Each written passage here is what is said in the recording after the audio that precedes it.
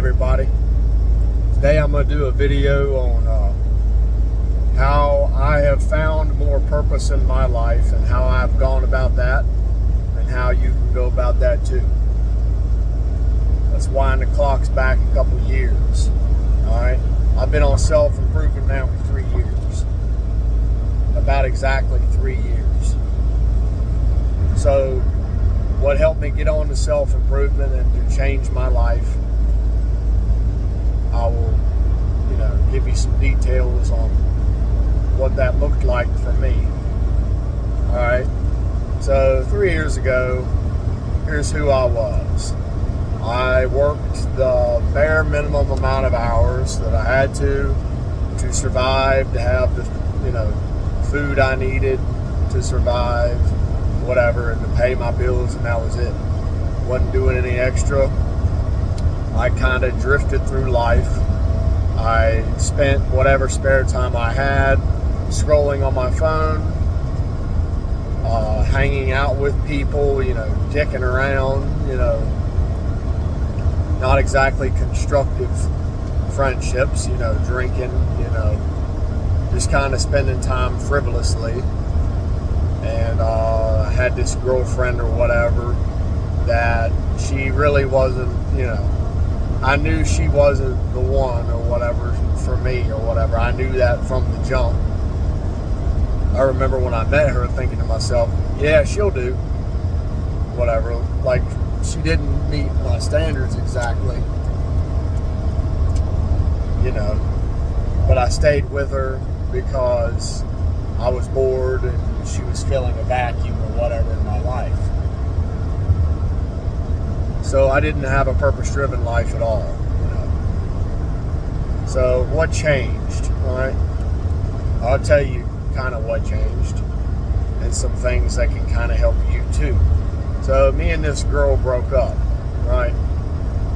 And kind of realized, I don't have anything else to fall back on. So I wanted to change my life. I knew my life was, not what it could be. I had to confront the reality at that point that my life was not what it could be, and I wasn't who I could be. I couldn't just hide behind, this bad relationship or whatever to give me validation. If you don't have purpose in life, you'll default to shallow kind of instant gratification activities and shallow relationships or whatever to distract you. And a lot of people have changed their lives whenever breakups have happened. A lot of guys have, because now their false reality has been ripped away from them, and now they have to confront whatever problems they have in life. So you gotta start small. You gotta start small. Like, you might not know your exact purpose, your entire purpose for your life yet, but you gotta start small. Marcus Aurelius had a good quote that said, don't trouble yourself by envisioning your whole life at once. I agree with that 100%. I don't think you really know what your life purpose is until you're basically at the end of it or close to the end of it. You know what I mean? You take somebody in history like General Robert E. Lee, for example, somebody I know a good bit about. I'm into Civil War history. You take him, for example, he was an old man already, or an older man in his 50s by the time the Civil War rolled around, and that's what he is renowned for today, was his service as a general for the Confederacy. And that's what he's known for today. But he, and you could say that was his purpose in life, was to lead the Army in Northern Virginia in the Civil War. And after the Civil War, it was to, help the South reconcile to the North by setting a good example, right? And, the things he did. He was the president of a college, whatever, when he graduated, struggling when the Civil War ended. And that was kind of his purpose till the end of his life. So I say that to say this: you might not know what the point of your life is right at the outset. You know, for some people, they don't know, and the great events of their life don't happen until the end. You know, but you can prepare, and you got to prepare so that you'll be ready for whatever the ultimate purpose is. And like I've said in my other video, I think purpose is like an onion, and I learned that concept from Hamza Ahmed, the YouTuber. Check him out if you've never watched him. But it's like an onion. You got to start small with base things, and Jordan Peterson's kind of hinted at this too. You know, start small with things that are directly under your control, things that are obviously wrong that can be corrected. You know, if you're out of shape, get in shape, eat clean. You know, quit being a loser, quit eating trash that you know is trash. Don't do that. You know, if you vape or whatever, you know vape's wrong. You know that that's not good for you. You don't need to be told that. If you had more self-respect, you wouldn't be doing that. You know, or drinking all the time. You know the things. You know the things. Or if you watch porn or whatever, you know it's wrong. You know it's wrong because you're ashamed of it. You're ashamed of it. You can watch your sense of shame, and that will reveal a lot of things to you. If you feel ashamed about something, it's probably a pretty good chance that whatever that thing is in fact wrong, because it violates your values somehow. So start correcting things that are obviously wrong in your path. Like what I did with me was I began the process of quitting some of my bad habits, and it's not going to happen all at once. You know, Mark Twain, like I said, had a good quote that a bad habit can't be thrown out the window. It must be walked down the stairs one step at a time. But begin the practice of quitting your bad habits, and I'll make a better video on that in the future, more detailed on the specifics and what that looked like for me. Start implementing more of the good habits. You know, start. Then you can be more proud of yourself. You know, start making changes, better changes in your life, and you will be more fulfilled. You get in the gym, like taking care of your body and very basic. Take care of the basic stuff. Take care of the outer layer stuff before you get to the core. You know, take care of your physical body. You know, no more trashing. No more, you know, just laying around idle. No more of that. That's got to change. That's got to change. How many big successful people do you see who are, you know, great big and fat and out of shape? Not many people. Nothing you do is in a vacuum. Everything correlates with everything else.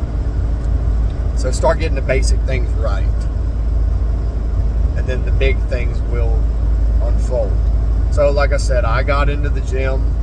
You know, I was pretty chubby at that time. I lost all that chub or whatever, you know. Started to build some muscle up. I changed my diet completely. I cut sugar out. I cut processed carbs and stuff out pretty much entirely. I eat a whole foods diet. That's my diet, is whole foods for the most part, you know. And I don't touch sugar or alcohol or anything like that, you know. And I also worked on my spiritual life. You know, I do believe in God, and I wanted to build a relationship with God ever since I was young. You know, I knew that that's what I should do. I knew that I should have a relationship with God. I should pray. I should go to church. I should, you know, dwell in the Bible more. I couldn't get into it. It was like a chore for me. Jordan Peterson helped me a lot with understanding the Bible and the symbolism in the Bible and the practical application of the Bible. So I developed my relationship with God, and, you know, because I've done these basic things right, took care of my health, took care of my spiritual life, and like working on my mental health too with meditation. Meditating is important for your mental health. Now, I can move on to the next step. I can start to maybe perhaps work on my business life, which I'm doing now, and work on my relationship life. What's interesting too, a few years ago, like I said before, I was on self-improvement. I never approached girls at all. Never, not at all. I didn't talk to them. The only time I would have relationships would be if, a girl had to show me kind of some sort of interest first. It literally did not occur to me to even talk to girls or whatever. It's like my mind accepted on a subconscious level that, hey, like it's not doable for you because of the bad shape that you're in. Because of you're overweight, you're not in good shape, you're kind of flabby, because you're because you violate your own conscience on such a regular basis, and you do all the things that are wrong on such a regular basis. It's like, that isn't, you don't deserve the bigger, nicer things in life. Like, it doesn't even occur to you to pursue them at that when your fundamentals aren't right. You can't put the roof on the house when you don't have the basement or the walls up. You know what I'm saying? So you got to start small. Just fix the bad things that are around you, and as time goes on, your higher ambitions, the more dramatic, glorious ambitions like money and power and women and all this stuff, you'll start to develop more of an interest in those things, and then you can start really making some bigger changes in life. And of course, we don't even know what the ultimate purpose is. God knows, but I think the way purpose works, I really believe that if you do well with a little, you'll be entrusted with a lot. Well, that's like Jesus in one of his parables had that story of whatever, of this boss that gave these other workers of his money to invest in various things and try to make the money grow. And the one worker didn't do so well and basically wasted the money, whatever, and like came back later and didn't multiply the money at all. And he was cast aside. And then two of the other workers were able to multiply the money, invest the money somehow, and then come back with more. And the master said to them, because you did well with a little, now you'll be entrusted with a lot. And that, message is echoed throughout the New Testament. I read that, something that Paul wrote, I can't remember what book it was, but he was talking to like a priest, that if he did well with managing a small number of believers, that he could, manage a larger number of believers. I can't remember exactly where that is in the exact context of it, but I know Paul wrote something to that effect.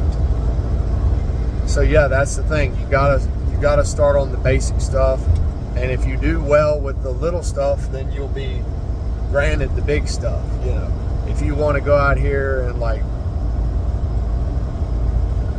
be a success in the world or achieve whatever your purpose is, start with the fundamentals: your mental health, your physical health, your spiritual health, and then your financial health, and so forth. And if you continue in that vein, if you live your life with the posture of purpose, then I believe that we will arrive at our life's purpose. When the time comes, whatever that happens to be, And like, I love using examples from history. One of the things I love about history, you learn about these people or whatever who we remember today, and you can see, this taking effect in their own life. Like, I like to use Robert E. Lee, for example, because I like him, and I'm into Civil War history, and I'm Southern, obviously, if you couldn't tell by how I talk, But it's like Robert E. Lee, like his whole life, like I said, he didn't really have his defining moment that he was born for until like the very end of his life, into his mid-50s. But before that, he was known, he was well renowned for having a great character and, just being a go-getter. He was known for that. And he had his body and his mind under his full control. He abstained from tobacco and alcohol, so that his discipline would remain sharp. He read the Bible frequently and had a good, strong relationship with God. So when the time was ready, he was ready for that. I think had Robert E. Lee and had other great men who have lived in the past who did great things, had they not laid the groundwork, had they not taken care of the obvious things right in front of them, then they would have you'd have never heard of them. We only hear about the big dramatic events, but we don't hear about the other ones. But anyway, that's just my thought of the day. Start small when you're working on your life purpose. Take care.